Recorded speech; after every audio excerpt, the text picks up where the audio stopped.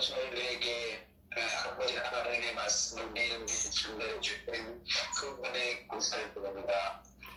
오늘도 아버지 하나님이 이 예배를 처음부터 끝까지 이끌어나갈 것을 축원하여 인도하실 것을 믿사오며 우리를 구원하신 주 예수 그리스도의 이름으로 기도드리옵나이다. 아멘. 요한복음 21장 14절 말씀입니다. 이것은 예수께서 죽은 자 가운데서 살아나신 후에 세 번째로 제자들에게 나타나신 것이라. 한 주간도 은혜 중에 잘 지내셨지요? 매일 정오의 기도회에서 만나주시고 오늘 예배에 또 찾아오셨네요. 설교 제목은 세 번째. 좀 더 도전적으로 제목을 정하자면 이제 세 번째다. 다르게 또 제목을 바꾸면 벌써 세 번째야. 자꾸 제목을 바꿔버리니까 정신이 번쩍 드시지요. 죄송합니다. 심각하게 세 번째야. 나의 인생의 세 번째 기회가 왔다는 겁니다. 하나님 만드신 모든 만물에 소리가 있습니다. 당신에게 어떤 소리가 있습니까? 그 소리를 찾는 시간입니다. 세상의 소리는 우리를 죽이는 소리이지만 하나님이 주시는 소리는 생명의 소리입니다. 시편 30편 5절에 저녁에는 울음이 기숙할지라도 아침에는 기쁨이 오리로다 하는 말씀이 있습니다. 오늘 또 우리는 이 예배를 통해서 하나님을 만납니다. 우리의 소리를 주께 드리고 하나님의 소리를 들으며 하나님을 만납니다. 만난다고 다 같은 만남이 아니듯이 예배라고 다 같은 예배도 아니고 각자에게 들리는 음성 역시 다 같지가 않습니다. 이것이 예배지요. 먼저 향나무 선교회에서 알려드립니다. 순환주간부터 시작된 정오의 기도회는 보름간 일정으로 마치겠습니다. 시작하게 된 동기는 우한 폐렴으로 사회적 격리 기간이 선포되면서 이 갑작스런 변화를 우리 영혼과 육체가 감당하기 힘든 느낌이었습니다. 모든 교회와 성도들은 국가와 가정을 위해 기도할 사명이 있기 때문에 예년과는 달리 사회적 거리두기가 시행되는 시기에 순환기를 맞게 되면서 영육의 피곤함이 몰려오는 듯 했습니다. 그래서 너무 우울하고 침체된 분위기가 되지 않는 순환절을 묵상하도록 찬송도 가능하면 그렇게 선곡했고 찬양 방법도 악보와는 조금씩 의도적으로 변화된 찬양을 하고 말씀도 그렇게 기도하면서 준비하고 진행했습니다. 이로 인해서 이번 순환절을 통해서 저희 가정의 영성 훈련에 많은 도움이 되었고 교회에 많은 도움이 된 줄로 믿습니다. 이후에도 우리 두 사람은 계속 기도의 시간을 가지겠지만 일상에 바쁘신 선교 회원님들을 배려할 때에 하나님의 은혜가 기도회를 통해서 많이 회복되었다 판단되어져 믿어져 여전히 힘겨운 사회적 거리두기는 시행 중이지만 정오의 기도회는 마치고 그동안 진행되었던 기도의 자료가 유튜브에 있으니까 언제든지 힘드실 때 찾아서 보시고 들으시면서 기도에 도움이 되기를 바랍니다. 교회 앞에 참 감사함을 고백합니다. 우리 믿음 생활을 돌아보십시다. 하나님께는 감사하면서도 우리 주변에 있는 분들에게는 감사하지 못하는 경우가 많습니다. 마음이 힘들고 어려울 때 때로는 불편하고 마음대로 안 되어도 언제나 감사하며 살아가는 사람이 있는 반면에 모든 것을 다 갖추고 있는 것 같은데 여전히 불만과 짜증으로 살아가는 이들도 많이 보게 됩니다. 이것 보면서 감사와 평안을 누리며 사는 것은 환경의 문제가 아니라 조건의 문제가 아니라 믿음의 문제라는 것입니다. 힘들고 어려움을 만나도 오히려 하나님이 이 일로 내게 복을 주실 것이라는 그 믿음으로 그 믿음 때문에 감사하며 찬양하며 인생을 필그림 순례자로 걸어가는 사람이 있는 반면에 믿음이 없는 사람은 100가지 중에 한 가지가 부족한 것 때문에 못마땅해하고 못 견뎌하고 힘들어하고 원망과 불평을 쏟아냅니다. 그래서 가만히 생각해 보면 감사는 환경 때문에 감사가 되는 것이 아니라 우리 믿음의 문제인 것을 보면서 말씀으로 들어가십시다. 예수님은 부활하셨습니다. 이것이 복음입니다. 죽음을 이미 이기셨고 낙심하고 좌절하고 무너져가는 힘들어하는 제자들을 친히 찾아와 주셨습니다. 부활하신 후에 제자들을 만나 주신 일을 보면 본문을 보면 세 번째 찾아오신 일이었다고. 이미 이전에 두 번 찾아오셔서 하신 말씀이 무엇입니까? 너희에게 평강이 있을지어다. 너희에게 평강이 있을지어다. 이런 복을 선언해 주셨는데도 제자들은 눈에 보이는 주님이 그들과 같이 안 계신 것을 보면서 불안해하고 옛날로 돌아가고 옛날 직업으로 돌아가면서 각각 흩어지는 모습입니다. 예수님의 수제자를 보세요. 그냥 자기 혼자 조용히 가면 될 일을 부산을 떨면서 나는 고기 잡으러 가야 되겠다. 크게 떠들어대니까 그물도 챙기고 낚싯대도 챙기고 이것저것 챙겨대니까 그 모습을 지켜보던 제자들 6명이 우리도 함께 가자. 그러면서 금방 분위기가 바뀌어졌습니다. 믿음의 분위기에서 불신앙의 분위기로 금방 바뀌어진 겁니다. 그래서 베드로를 포함한 총 7명의 제자들이 옛날 디베라 바다로 갔습니다. 이곳은 제자들이 예수님을 처음 만난 곳이었고, 그리고 또한 그 사명을 주셨던 그 장소인데, 예수님이 이 장소를 오늘 말씀의 배경으로 하시고, 그 제자들을 불러내신 이유를 아시겠죠? 2절에 보세요. 시몬 베드로와 디두모라는 도마와 갈릴리 가나 사람 나다나엘과 세베대의 아들들과 또 다른 제자 둘이 함께 있었더니, 이 7명의 제자들, 여기에서 만나시는 것입니다. 이유가 무엇입니까? 사랑하는 제자들아, 우리 다시 시작하자. 그런 말씀의 격려와 그리고 하나님의 세우심이, 그리고 과거에 대해서 너가 이 디베랴 바다 왔던 이 사건들에 대해서 전혀 내가 생각하지 않겠다. 용서하시겠다는 것입니다. 사랑은 기억하지 않는 것이랍니다. 지난 잘못을 깨끗하게 지워버리고 용서해버리는 그것이 사랑이라는 겁니다. 사랑하면서 지난 것 생각하고 또 어저께 생각하고 과거 생각하면 이미 사랑이 끼어져 가는 그 단계에 있을 때 과거가 생각이 되는 것이고 그걸 레코드하는 것이지 지워버리는 것입니다. 가족 사랑이 그런 거 아닙니까? 저도 돌아보니까 아버지와 어머니의 사랑이 이런 사랑이었습니다. 지우는 사랑이었습니다. 그런데 문제는 제자들 7명이 밤새도록 고기잡이 했는데 물고기 한 마리를 잡지 못했습니다. 아무리 고기잡이 3년 동안 멈췄다 해도 어린이 시절부터 바다에서 잔뼈 굵은 이 청년들 제자들 왜 이런 일을 만났겠습니까?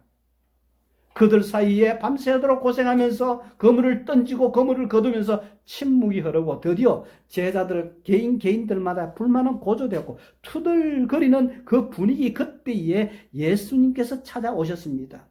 늘 평강이 있을지어다 복을 비신 그 주님이 바닷가로 친히 찾아와 주신 것입니다. 처음에는 제자들이 그분이 예수님이신 줄을 몰랐습니다. 이상한 일이죠. 날이 어둑한 분위기도 있었겠지만 부활하신 후에 이미 2번이나 보여주셨고 3년 동안이나 그 음성을 들어왔는데 부활하신 이후 3번째도 나타나셨는데 몰라보고 있습니다. 왜 보는데도 보지 못하고 듣는데도 알아듣지 못했습니까? 그 이유는 그 마음 속에 주님이 안 계시고 다른 것이 들어가 있었기 때문입니다. 부활하신 예수님이 제자들을 만나주시고 그 마음속에 3년 동안의 가르침을 기억나게 해주셨음에도 불구하고 제자들 마음속에는 아직까지 세상으로 가득 차 있고 욕심과 이기심으로 가득 차 있었기 때문에 말씀이 들리지 않고 주님의 모습이 보이질 않는 겁니다. 이때 주님 오셔서 제자들에게 너희가 고기를 얼마나 잡았느냐 물으니까 한 마리도 못 잡았다고 대답합니다. 이어서 주님이 그러면 배 오른편에 그물을 던져라. 그물을 던졌더니 드디어 고기가 가득하게 되었을 때에 그때야 비로소 예수님인 줄 알아보게 되었고 그때 사랑하는 제자 요한이 예수님이다. 그러니까 옷 벗고 편안하게 고기잡이 하던 베드로는 즉시 옷을 덜쳐입고 물속으로 뛰어들어 예수님께 나아갑니다. 그 후에 그물을 챙기면서 후에 제자들이 육지에 나와보니까 예수님이 이미 숯불에 고기를 굽고 계시고 떡을 조반을 그리고 상을 차려놓고 계신 거예요. 그러면서 예수님 뭐라고 말씀하십니까? 너희 생선을 좀 가져오너라. 이미 생찬 준비가 되어 있는데 고기 없어서 가져오시라 하겠습니까? 제자들 편에서 한번 생각해 보면 주님 만나는 일이 너무 부끄럽지 않겠습니까? 이미 이전에 2번이나 만나서 말씀해 주시고 또 이렇게 저렇게 사명 감당하며 살아라고 그렇게 하셨는데 2주 정도 지나는 요 기간을 지나면서 다 팽개쳐버리고 옛날 직업으로 돌아가 있는 우리의 현실이나 자기를 보니까 얼마나 참 미안하고 송구스럽겠습니까? 그래서 제자들의 속마음을 아시는 주님께서 얘들아 잡은 고기 가져와서 너희들이 잡은 고기 함께 구워서 같이 아침을 먹자는 그런 초청인 것입니다. 여기서 우리가 하나 깨달을 바가 있습니다. 주님은 우리에게 같이 먹고 또 같이 먹이신 이후에 우리에게 말씀하시는 것입니다. 우리 교회와 기독교는 이 사역을 하는 공동체입니다. 세상을 향해서 먹이고 또 먹이는 일이 주님이 우리들에게 주신 사명입니다. 리오 교회 감사합니다. 이런 섬김의 본을 크게는 아닐지라도 작게라도 동력해 가면서 교회를 세워나가시는 교회 사역을 하시는 이 집사님들이 너무 힘이 되고 주님 얼마나 기뻐하시겠습니까? 불안기가 지금 장기전으로 들어갈 것 같습니다. 하나님께서 우리에게 주시면 이 교회가 나눔의 은행 교회가 되었으면 하는 그런 기도 제목이 있습니다. 제자들은 기쁨으로 고기를 가져올 만한 이유도 밤새 한 마리도 잡지 못했던 그런 상황이었는데 건지고 세워보니까 큰 고기가 153마리였습니다. 153 다 은혜입니다. 내가 가진 이 모든 것 돌아오니까 은혜의 선물이고 다 은사였습니다. 기부 은사도 주님을 기뻐하십니다. 예수님 말씀 순종하면 언제나 이 놀라운 은혜의 풍성한 식탁을 경험하게 될 것입니다. 예수님을 주인으로 모신 공동체는 항상 이 은혜의 풍성한 식탁이 준비될 줄로 믿습니다. 이것이 부활하신 예수님이 세 번째 나타나신 사건입니다. 먼저 여기서 볼 것은 베드로의 상심과 그 주변의 영향력을 볼 수 있습니다. 어떻게 보면 한 사람의 상심이 그렇게 큰가 질문할 수 있겠죠. 한 사람의 상심으로 제자들은 옛날 집으로 다 돌아가 버리고 뿔뿔이 흩어지게 된 것입니다. 나 하나 정도야 영향력 있는 책임 있는 자들의 마음 약해짐이 문제지. 내 같은 별 문제 없는데 그런 생각 하시겠죠. 우리는 가족입니다. 서로의 마음을 붙들어 주어야 하는 공동체입니다. 나는 중요한 사람이 아닌데 그렇지만 우한 폐렴을 한번 보십시다. 한 사람으로 인해서 한 지역이, 한 가정이, 그리고 한 나라가 위태하게 흔들어져 버리지 않습니까? 1년에 한두 번 교회에 출석하는 아버지들이요. 식구들이 뒤로 돌아앉아서 마음으로 그런 말 할 것입니다. 저런 엉터리 같은 신앙생활하는 아버지, 우리 가족들이야 우리 아이들이야 그런 생각을 할 수 있겠죠. 집안 자녀들과 식구들은 그 엉터리 신앙생활하는 그 부모님들을 신앙의 대표자로, 신앙의 모델로 생각하고 있다는 것입니다. 아니면 부모님들이 먼저 믿은 자녀들도 그렇게 생각해 볼 수 있습니다. 그러고 보면 내 영향력이 얼마나 대단한지 모릅니다. 특히 내가 상심하고 흔들리면 보이지 않게 아내도 아이들도 먼저 눈치를 살피는 이민자 생활이었습니다. 저는 이런 분위기를 보면서 말하지는 않지만 참 아내에게는 너무 미안하고 아이들에게 처근하게 여겨졌습니다. 믿음을 우리의 삶에 내보고 보여주고 그리고 믿음의 삶을 살아가십시다. 그럴 이유가 충분히 있습니다. 이유가 뭡니까? 내가 어떤 구원을 받았습니까? 또 어떤 삶의 명령을 주님으로부터 직접 받았고 또 지금 받고 있습니까? 우리가 말과 행동으로 믿음으로 행하는 일이 필요합니다. 주는 그리스도시요 살아계신 하나님이십니다 고백한 이 베드로. 이전에 두 번이나 부활을 본 이 제자가 왜 믿음 가운데 서지 않고 낙담하고 무너졌습니까? 왜 좌절하고 포기하고 무기력하게 무너졌습니까? 이유는 그 마음 속에 자신 스스로가 주님을 주님으로 모시는 그 자리에서 떠나버렸고 주님을 떠나보냈기 때문입니다. 눈앞에 주님이 안 계신다고 주님의 말씀이 사라진 것 아니잖아요. 지금 내 귀에 주님의 음성이 안 들린다고 그 음성이 사라졌습니까? 만물은 소리가 있고 그 소리가 지금도 바람결에 바스락거리는 나무 잎사귀의 소리에 투둑투둑 떨어지는 낙숫물 소리에 쏟아지는 번개치는 소나기에 새들이 지저귀는 숲속에서 빵빵거리고 지나가는 차량의 행렬 속에 그 속에 하나님이 음성이 없습니까? 문제는 현실 상황과 자기 감정을 앞세우면서 살아가다 보니 주님은 영원히 함께 하시겠다는 그 약속이 있었지만 결국 나 스스로가 주님을 떠나보내버리고 내가 떠나게 되고 디베랴 바다로 갈 수밖에 없었던 상황이었던 것입니다. 주님은 오늘 우리에게 이런 제자들의 앞에 일어날 것을 예견하셔서 오늘도 이 예배의 말씀으로 성령으로 찾아오셔서 역사하시면서 은혜의 식탁 가운데로 예배로 초청하는 것입니다. 점검하십시다. 과연 지금 나는 어디에 서 있습니까? 일어나서 디베랴 바다로 가보십시다.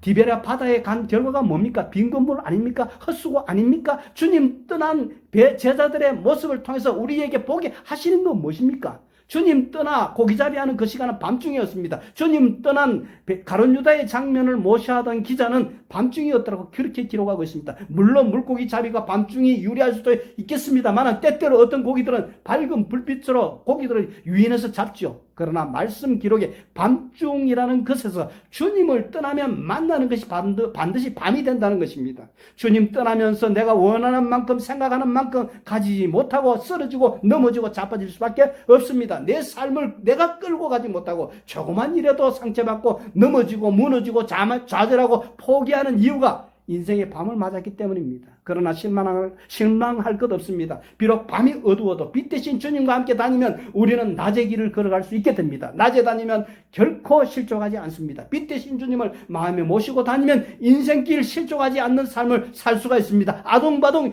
야비하게 얌체처럼 살며 밤새도록 수고하여 지었지만 얻은 것 하나 없지 않습니까? 이민까지 와서 평생 열심히 일하고 수고했는데 그렇다면 지금 잡은 것이 있습니까? 인생에 보람이 있습니까? 기쁨이 있습니까? 자유함이 있습니까? 그래요. 집 한 채 준비했고 자가용 레벨을 몇 번 올려서 지금 비싼 차 운행하고 계신가요? 죄송합니다. 저에게 있어서는 아무것도 없습니다. 한편 움켜쥔 것 같은데 막상 손을 펴보니 남은 것 하나 없습니다. 이것을 깨닫게 하기 위해서 디베라 바닷가 같은 이 세상에 우리를 홀로 불러 세워두시고 우리를 교훈시키고 있습니다. 주님이 묻고 계십니다. 너에게 무엇이 있는가? 이 밤에 아무것도 얻은 것이 없습니다. 주여, 하나님 떠나서는 아무것도 할 수가 없습니다. 그러나 주님이 내 안에, 우리가 주 안에 있으면 풍성한 열매를 맺을 수 있는 삶을 살 수 있다십니다. 소금이 맛을 잃으면 버림받듯이 말씀을 떠나면 사람들에게서 버림받습니다. 거리에 버리워지고 그 귀한 소금의 역할이 사람들의 짓밟힙니다. 주님 없이 이 세상을 살아가면 세상에서 괄시받고 짓밟히게 됩니다. 나를 다시 세우시기 위해서 주님이 말씀합니다. 너희에게 고기가 있느냐? 안 봐도 다 아신 주님, 뭔 몰라서 묻겠습니까? 너희들이 나를 떠나서 도대체 얻은 것이 뭔가 점검해봐라. 이민자 삶에서 마음 둘 것 없어서 어느 누구에도 속마음 터놓고 이야기할 수 없는 우리에게 주님이 찾아오셔서 묻습니다. 너희가 지금까지 무엇을 얻었는가? 이제 집 가지고 차 가지고 은퇴 준비 끝났다고요? 이제 우리 인생을 아름답고 행복하게 만들 수 있습니까? 묻습니다. 너희에게 고기가 있느냐? 너희에게 참 행복이 있는가? 너희에게 참 자유가 있는가? 주님이 세상의 주인이심을 다시 이 우한 폐렴 속에서 깨달았습니다. 감사하세요. 믿음 없는 사람은 감사도 못합니다. 감사의 본질은 믿음입니다. 왜냐하면 야고보서 1장 17절에 온갖 좋은 은사와 온전한 선물들이 다 위로부터 빛들의 아버지께로부터 내려오느니 그는 변함도 없으시고 회전하는 그림자도 없으시니라. 보세요. 교회와 성도는 세상을 이끌어가도록 부름받은 고귀한 하나님의 자원들입니다. 오늘 우리는 이 예배를 통해서 부르시는 이 하나님, 우리의 삶 속에 주님이 동행해 주시고 우리의 삶을 채워주실 그 주님을 보시하는 것입니다. 오늘 우리가 인터넷 예배를 드리고 있습니다. 2018년부터 시작이 되었습니다. 지금도 많은 숫자가 함께 하지 않습니다. 그러나 중요한 것입니다. 숫자 많은 것 의미가 없습니다. 하나님 앞에 어느 장소에서 어떻게 하나님 앞에 예배를 드리든지, 아마존에서 예배를 드리든지, 시골에서 예배를 드리든지, 은사를 따라서 사명 따라 주신 자유의 은총을 누리면서 그 자리에 예배하는, 그 자리에 하나님을 높이는, 이 시간도 하나님이 내 인생의 목자 되셔서 사망의 엄침한 골짜기로 동행해 주시고 푸른 초장 물가로 인도해 주실 것이다. 이 말씀을 듣는 것입니다. 이분이 오늘 이 말씀의 시간에 배 오른편에 그물을 던지라고 합니다. 우리는 묻지요. 멀리 던질까요? 가까이 던질까요? 추의 무게는 어느 정도 줄까요? 그것은 그렇게 중요하지 않습니다. 그냥 순종하는 게 중요합니다. 고민할 거 없습니다. 주의 명령대로 오른편에 던지면 결과는 주님이 책임지십니다. 하나님이 하실 것입니다. 우리는 이 부분을 보아야 하는 것입니다. 오늘도 그 참 하나님의 약속을 좇아서 또 하나님 말씀에 순종해서 그 배 오른편으로 그물을 던지면 그 열매를 하나님께서 우리에게 주시는 것입니다. 지금 내 말과 나의 행동, 내 생각은 바로 내일과 연관되어져 있습니다. 지금 내가 하는 그 결정이 바로 내일의 삶을 결정하는 것입니다. 이것 알게 되면 우리가 오늘 하는 결정과 행동과 말과 생각을 함부로 할 수 없죠. 생각이 씨앗이고 말이 씨앗이고 행동이 씨앗이고 만남이 씨앗입니다. 얼마 후면은 우리 뿌려진 이 씨앗에 풍성한 열매의 수확이 올 것입니다. 나를 사랑하사 비베라 인생으로 찾아오신 주님의 사랑을 붙잡으십시다. 그리고 명령대로 순종했더니 복을 받았습니다. 이 법칙을 배우십시다. 나의 말과 생각과 내 이 모든 것들이 내일의 삶을 결정하게 된다는 것. 이것 알게 되면 인생 함부로 살 수 없죠. 생각이 씨앗이고 말이 씨앗이고 행동이 씨앗되어서 이제 얼마 후면 자라나 열매를 보게 될 것입니다. 이 한중간도 예전부터 그러했듯이 우리 주변 사람들을 행복하게 잘 섬기시는 리오교회 성도들로 다시 점검되시면서 우리의 생에 선한 열매를 계속 뿌려내십시다. 먼저 가족과 이웃들에게 감사한 마음, 고마운 마음을 말로 심어 보십시다. 결국 내가 원하는 것 이상을 얻을 것입니다. 말씀에 의지하여 오른편에 믿음의 그물을 던져보십시다.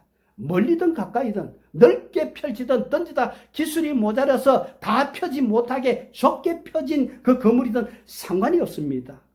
문제는 순종입니다. 이 한 주간도 이 순종함으로 주님 앞에 충성하는 우리 온 식구들이 되시길 주의 이름으로 축복합니다. 기도하십시다.